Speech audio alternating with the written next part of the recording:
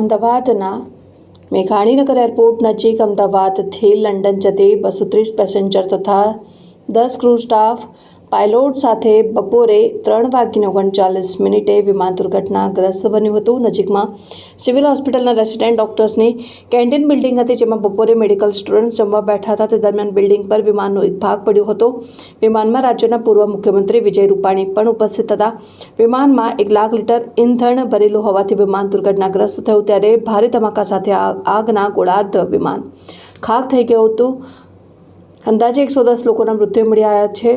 ઘણા લોકો ગંભીર રીતે ઇજાગ્રસ્ત થયા છે અને મેડિકલ સ્ટુડન્ટની કેન્ટીન ખાતેના સાચા આંકડા હજુ સત્તાવાર રીતે બહાર આવ્યા નથી।